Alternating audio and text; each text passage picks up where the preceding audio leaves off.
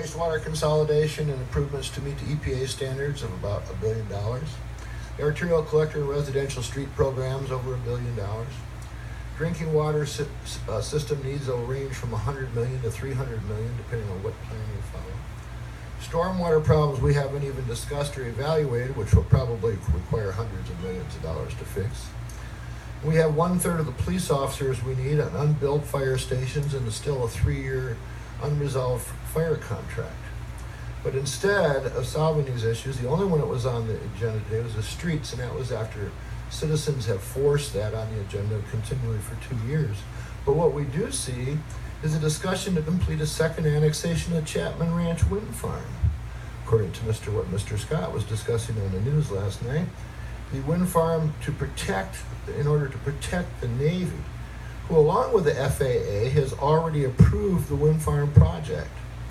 We have seen some local leaders take individual actions, at times representing themselves as speaking for a government entity when they were not. We've seen misinformation, distortions, and outright lies pushed for public consumption. The only remaining justification after approval by the Navy and the FAA seems to be some bizarre conspiracy theory involving Obama overruling the military to favor green energy, which has been bandied about. Yet the FAA and the Navy have turned down wind turbine sites without a problem in other areas during this time. For local officials to presume they know more than the FAA and the Navy is ludicrous. The fact is, the Apex mitigation plan with the Navy will actually improve the radar for both Kingsville and Naval Station CC over its pre-wind farm state. And the total cost will be borne by Apex.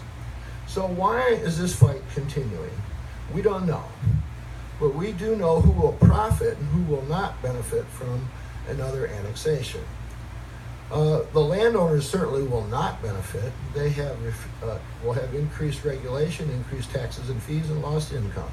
They won't even benefit from the $40 to $50 million spent on infrastructure because the city is only required to bring the infrastructure to the edge of the annexed area, not inside of it. Those who will profit are the property owners along the 7-mile long, 1,000-foot strip, 1,000-foot wide strip, going from the city to the annexed area. They will have most of their property outside of the city limits until they plat it and ask for annexation while getting a free sewer and water line financed by the taxpayer.